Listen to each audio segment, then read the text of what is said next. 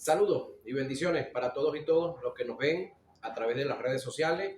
La bendición de Dios sea sobre cada uno, los que están acá en este lugar y los que nos ven y nos oyen a través de las diferentes redes sociales, a través del cual se difunden estos videos y también los audios que están llegando a muchos lugares. Ya casi estamos llegando, con los dos de hoy llegamos a 150 videos en YouTube. Entonces, quedamos en la clase pasada estábamos hablando acerca de la redención de Jesús como primogénito. Recuérdense que era uno de los rituales que Dios estableció para los primogénitos en el pueblo de Israel, bajo el sacerdocio de Aarón. ¿Se recuerdan? Y ese ritual, el que no era redimido, pues tenía que ser sacrificado. Solamente el que era redimido se lo llevaban a su casa, en este caso el hijo de la mujer, el hijo de la camella, el hijo de la asna y de la yegua. Todos los demás primogénitos quedaban en el templo para luego ser sacrificados. En este caso Jesús tampoco fue redimido, pero no quedó en el templo. Se fue con papá y mamá, pero no, por no ser redimido, entonces nunca pasó a ser propiedad de José. Siguió siendo de Dios. Entonces, en el caso de Jesús, se cumplió la ley a perfección, porque en vez de ser redimido, fue sacrificado en ofrenda a Jehová. El único primogénito del hombre en la historia de la humanidad que fue sacrificado a Dios en holocausto fue Jesús, su propio hijo. El relato que presenta Lucas en el capítulo 2, versos 22 y 24, es el cumplimiento de Levítico 12, 6 y 8, algo que ya estaba establecido en el Antiguo Testamento, donde la mujer, después de haber cumplido los 40 días de su purificación, es decir, la famosa cuarentena, ¿no? En caso de que sea un niño, si es niña, son 80 días, el doble.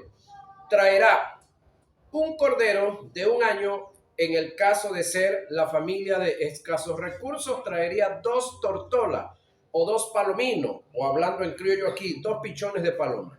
Todo esto se hacía por causa, oiga, de la mujer, mas no por causa del niño. No se sabe el por qué Lucas utiliza el plural en su relato cuando trata de la redención de la mujer. Dicho rito se le llama expiación y no redención.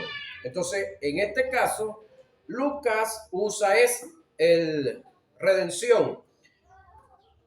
El acto de la expiación se daba en la mujer después de los 40 días. La circuncisión se daba en el niño en el 8º día.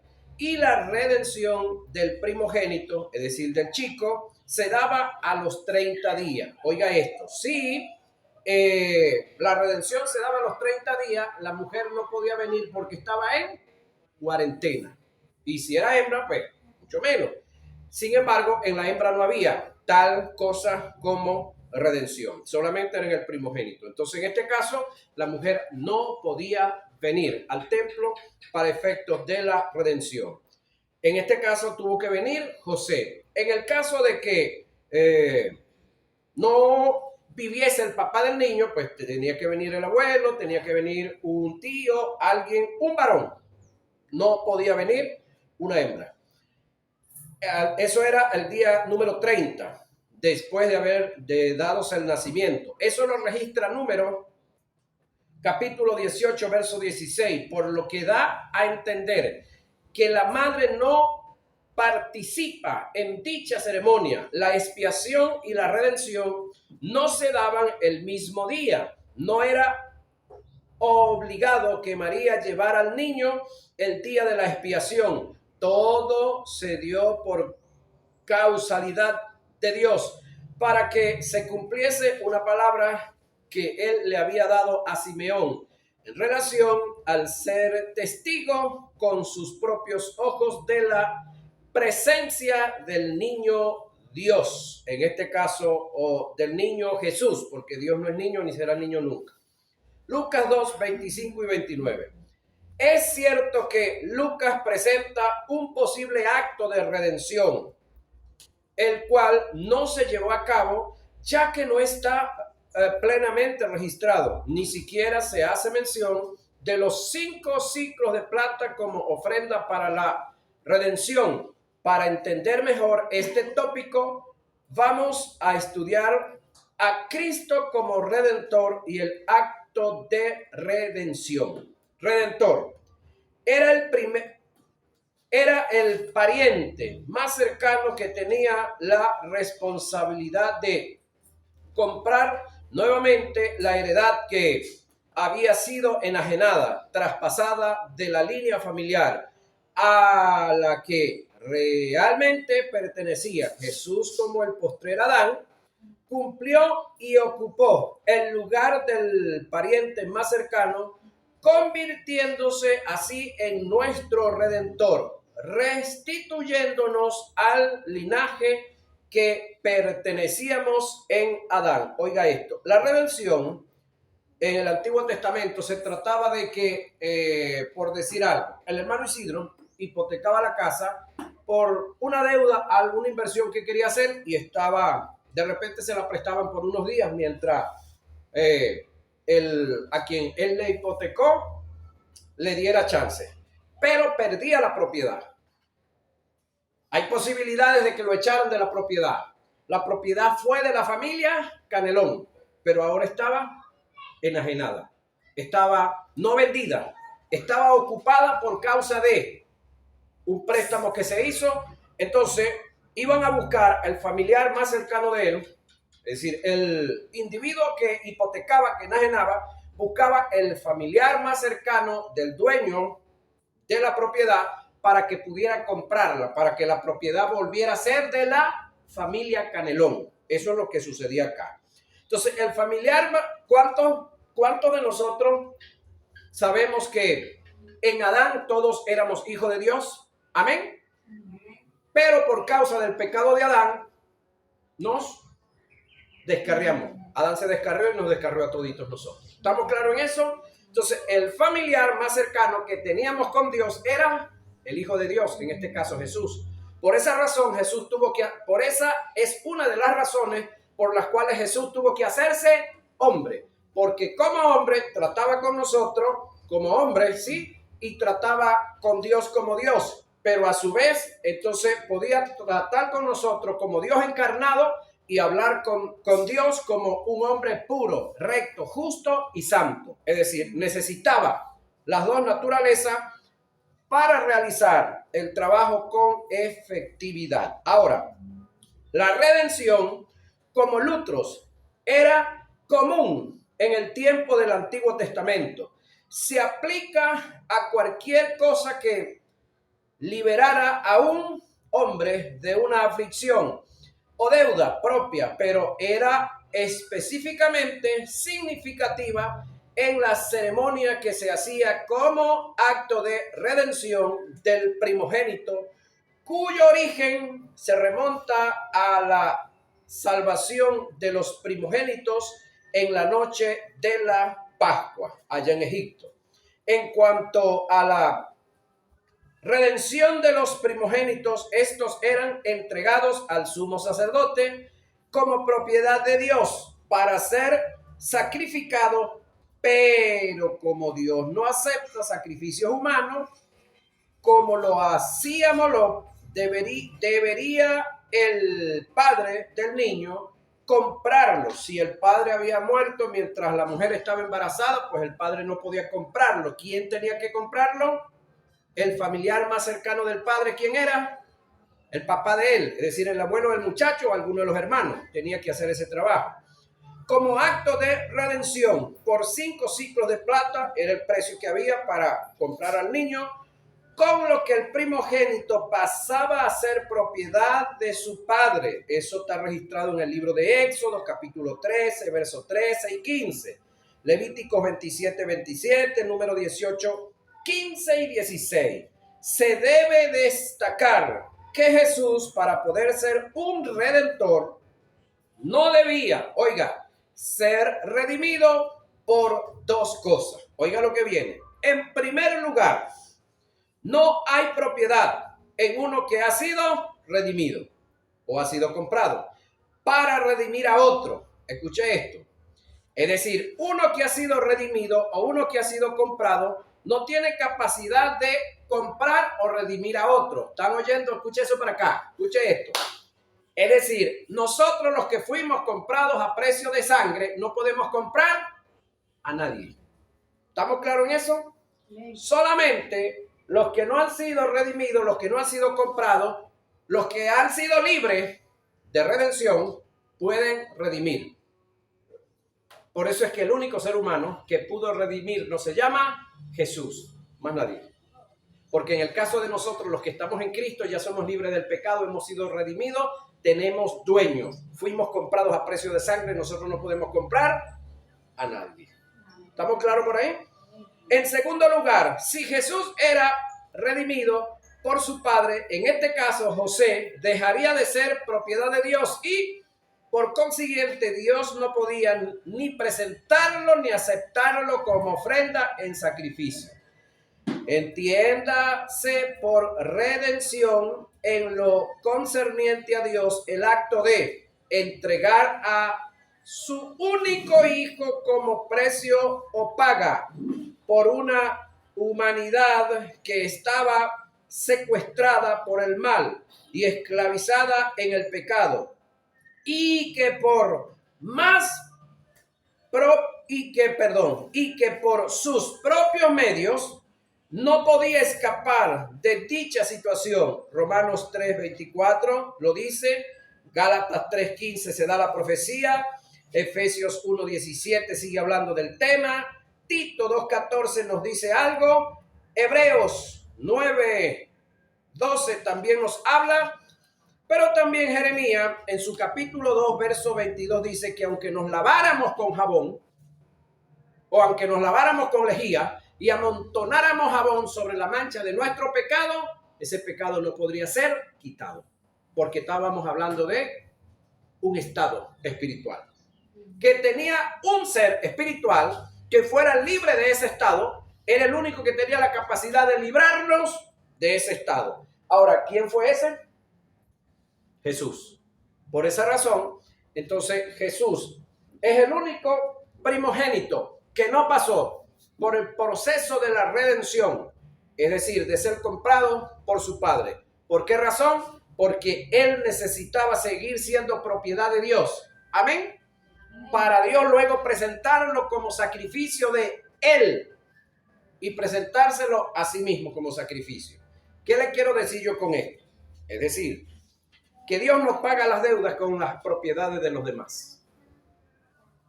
Escuche esto. Dios no paga deudas con propiedades de los demás. Dios paga deudas con su propia propiedad. Ojalá todos nosotros fuéramos iguales. Digan algo. ¿En qué consiste el acto de redención cumplido en Jesús? Dentro del plan de justificación se dieron 3 incidentes. Párele lo que viene. Si usted se aprende todo esto de memoria, esto es lo mejor que usted puede hacer en su vida y esto lo va a ayudar a usted para evangelizar. Primero para disfrutarlo usted, para gozarlo usted y luego para poder presentar muy bien el plan de salvación a los demás. Oiga esto. Dentro del plan de justificación se dieron 3 incidentes para que el hombre fuese justificado y obtuviese la justicia y pasara a ser justo. Por ahora estudiaremos la redención. Redención, de donde se deriva el término redimir. En el griego existen varios términos para describir la redención, de los cuales vamos a estudiar 4, que son los más esenciales: agorazo, hexagorazo, lutros y apolutrosio. Párele esto que viene, que es sumamente importante. Agorazo significa el acto de comprar, pero no se trata de una simple compra. Es comprar con mucho valor lo que para otros está totalmente desvalorizado. Es decir, a usted le presentan un billete de, el más alto que tenemos en bolívares, ¿cuál es ahorita? Billete de bolívares, ¿cuál es el más alto? 100. Le presentan un billete de 100 y entonces llega otro y le dice, te lo compro. ¿Sí? ¿Cuánto me das por él? Te doy $100.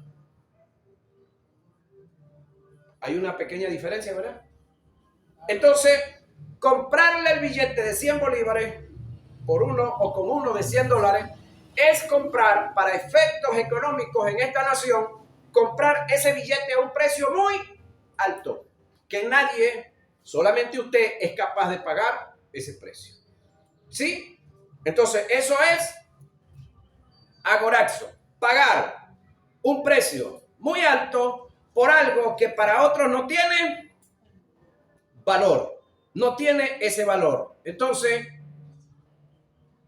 es cuando se paga un alto precio por lo que aparenta no tener valor. Eso está en 1 Corintios 6:20, 7:23 y Apocalipsis 5:9. Oiga esto. Nosotros, la raza humana, los seres humanos, en Adán, en el Edén, escúcheme esto, no nos devaluamos. ¿Sabe usted eso? Nos perdimos. Hay una diferencia entre devaluarse y perderse. Es decir, cuando hablamos del billete de 100 bolívares ahorita en Venezuela, para el costo que hay en las transacciones no llega ni a $3. ¿Sí? Está devaluado frente al dólar.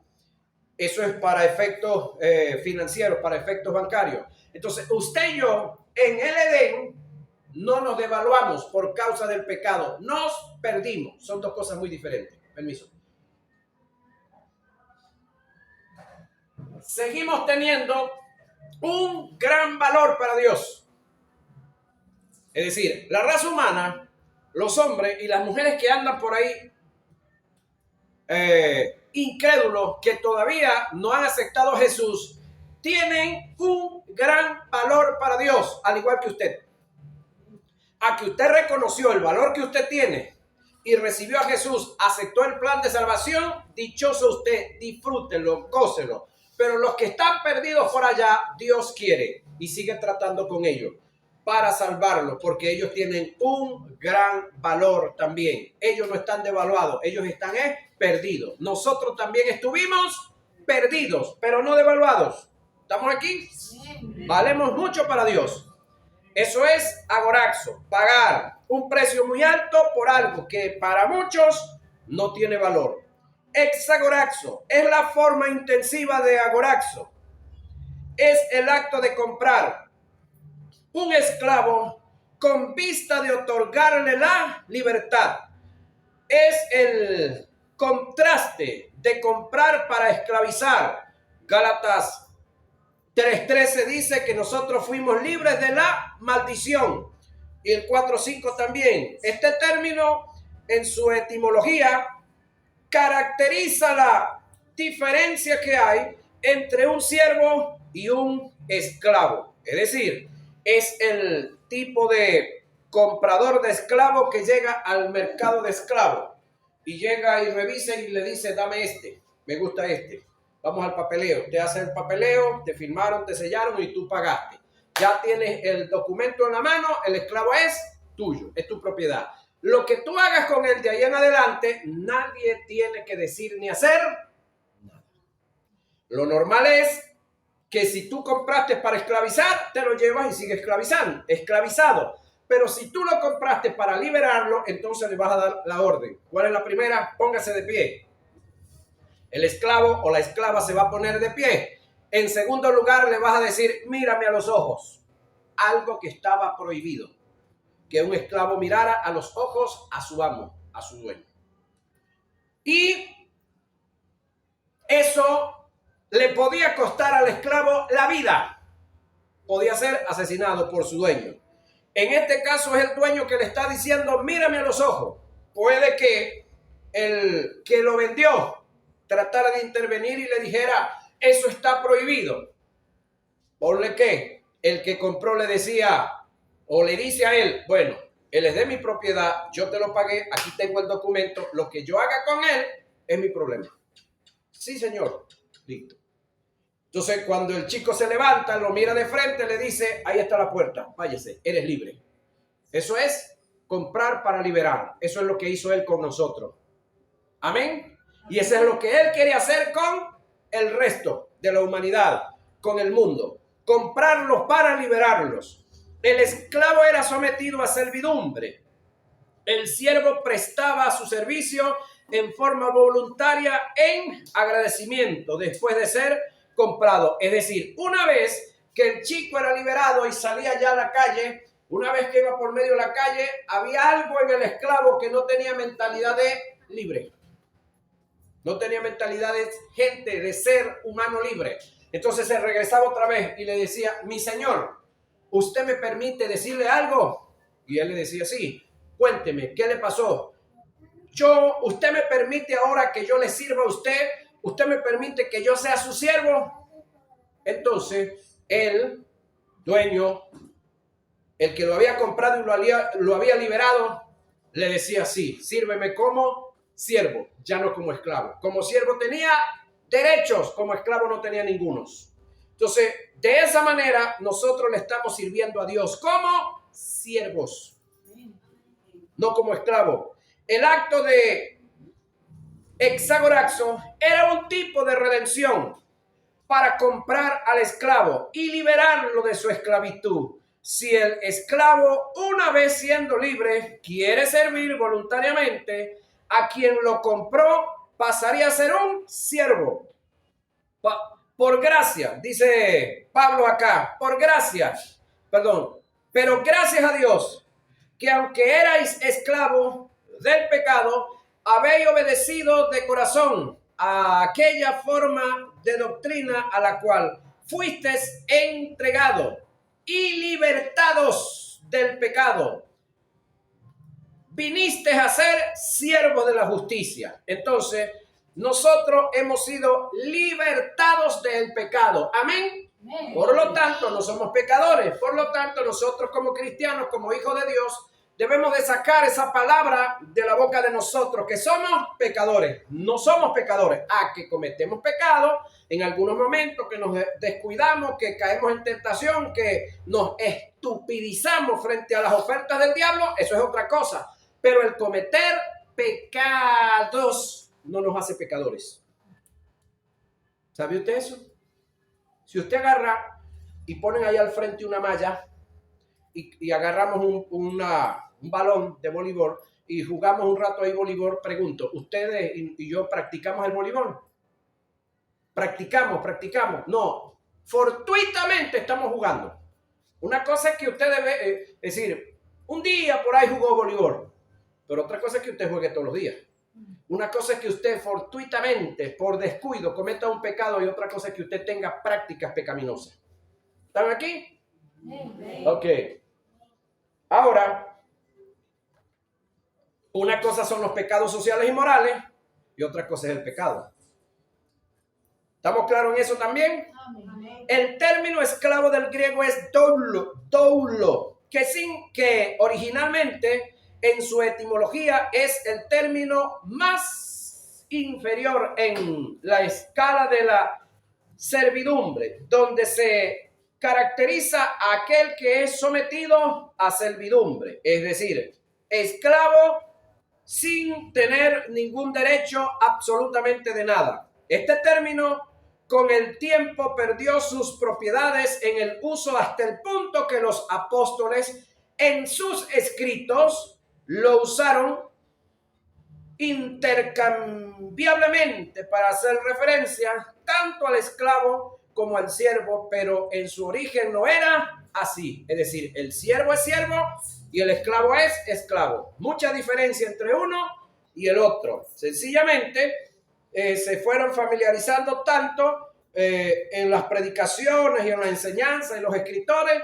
que llegaron a mezclar una cosa con la otra, pero uno es uno y el otro es otro. Siervo es siervo y esclavo es esclavo. Lutros, que indica pagar un precio por un rescate, es el acto de pagar un secuestro. Tito 2:14 y Primera de Pedro 1:18, para tener mayor comprensión y precisión acerca de los términos referidos a redención en sus diferentes aplicaciones, debemos analizar lo que es un redentor. Es decir, el término lutros tiene que ver con uno que paga un secuestro y que está dispuesto a pagar lo que le pidan para liberar al que está secuestrado. En este caso, no es el diablo que le puso un valor a la vida suya ni a la mía, sino Dios que le puso valor y pagó para secuestrarnos lo que hizo. Es tanto así, óigame esto, es tanto así que el costo al cual Dios estuvo dispuesto a someterse, estuvo dispuesto el verbo que era espíritu y alma a hacerse ser humano, a rebajarse y hacerse poco menor que los ángeles, es decir, como un ser humano. El que era omnisciente tuvo que abstenerse de serlo. El que era omnipresente tuvo que abstenerse de serlo. El que era omnipotente tuvo que abstenerse de ser omnipotente. Hablando en este caso del verbo. ¿Sí? En el caso de la deidad en su totalidad, por amor a usted y por amor a mí, estuvieron dispuestos a hacer lo que nunca habían hecho. ¿Sabe qué es lo que nunca ellos habían hecho? Separarse los tres. En este caso, el Padre se separa del Hijo y el Espíritu Santo se separa de Jesús y Jesús se queda solo. Eso lo hizo por amor a usted y por amor a mí. Ese es parte del precio que Él pagó o que ellos pagaron a favor suyo y a favor mío. Amén. Amén. ¿Se recuerdan cuando se enamoraron ustedes un día y ese enamoramiento fue tan grande que abandonaron a papá, mamá, tío, abuela, abandonaron trabajo y otras cositas más? Algo así parecido, pero mucho más elevado en lo que hizo Jesús. Eso, se acordaron por ahí, ¿no? Yo también lo hice. Ahora, eso es lutros. Pagar un secuestro. Apolutrosis.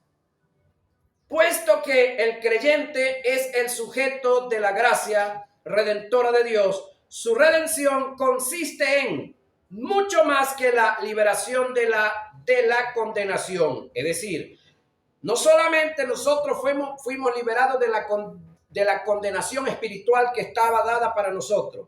Este tipo de redención es la forma intensiva de lutros. Este término encierra la redención del hombre en forma integral. Y cuando hablamos del hombre integral, estamos hablando del espíritu, del alma y del cuerpo, porque nosotros somos tres cosas. Y cuando hablamos de integridad o integral, estamos hablando de las tres cosas que hacemos, dijo el mexicano. De las tres cosas que son. Entonces, la salvación o la libertad viene integral. Es decir, espíritu, alma y cuerpo, asegurando nuestra liberación.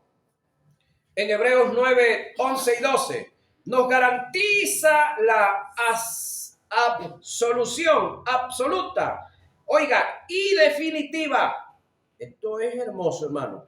Es decir, nos garantiza la absolución, absoluta, no hay más nada que hacer. Definitiva, es para siempre, del estado de pecado que nos condenaba, que estaba erradicado en el espíritu. Esto indica, oiga, que nada de lo que el creyente haga puede menguar ni aumentar la justicia divina que se dio por gracia y la obtuvimos por fe. Oiga esto. Yo no sé si usted se ha hecho esta pregunta, pero es bueno que se la haga ahorita. Pregunto, ¿qué puede usted hacer para que Dios lo ame más? ¿Qué puede hacer usted para que Dios lo ame más de lo que lo ama? ¿Qué puede hacer? Le damos la otra vuelta a la pregunta. ¿Qué puede usted hacer para que Dios lo ame menos? Si cuando usted era un pecador, cuando usted estaba de espaldas a Dios, cuando usted andaba en la vagancia, unos fumaban, otros bebían, otros mujeriaban, otros hombrereaban y todas esas cosas para allá, unos brujeaban, otros dejaban que los brujearan, todo eso, con todo eso Dios los amaba. Ahora, ¿qué puedo hacer yo para que Dios me ame más? Nada. No puedo hacer nada. ¿Qué puedo hacer para que me ame menos? Nada tampoco. Haga lo que yo haga, él me ama igual. Punto. Ese es Dios. Porque el amor de Dios es ágape. El detalle es que usted y yo confundimos el amor ágape con el filí o con el eros. El amor eros es un sentimiento, ¿sí? Mientras usted y la pareja suya tengan, alineen, fomenten la chispa, el deseo, la pasión, eso va a estar ardiendo. Mientras el amigo suyo, la amiga suya le hable, le lleve caramelo, lo trate bien, le lleve la corriente, no le haga mala cara, no le haga mala gesto, la amistad va a estar muy chévere. Pero el día que no lo traten bien, el día que no le contesten el mensajito, que no le manden la nota de voz, el día que no lo traten bien en el ámbito sexual hablando, usted va a estar mal. Entonces, ahí sí hay cosas que hacemos para que nos amen más y para que nos amen menos, pero en lo espiritual no es así. ¿Están aquí o se fueron? ¿Están aquí o se fueron? Ajá. ¿Qué puede usted hacer para que el sol brille más de lo que brilla? Nada. ¿Qué puede hacer para que brille menos? Nada. Ese está estable como lo hizo Dios. El amor de Dios es igualito. ¿Estamos aquí? Entonces, ahora, el hecho de que yo no pueda hacer nada ni a favor ni en contra del amor de Dios, eso no me da derecho a mí para andar realengo por ahí cometiendo todo tipo de pecados. Porque el que va a tener problemas por andar cometiendo pecados por ahí soy yo, no es más nadie. Porque Dios no tiene problema con perdonarnos los pecados, amén. Pero las consecuencias de los pecados ruedan por el filo del lomo de todos los que andemos pecando. Entonces, si usted se ama a usted entonces camina en santidad. Entonces, seguimos avanzando, que esto está muy bueno. Ahora, el amor de Dios nos garantiza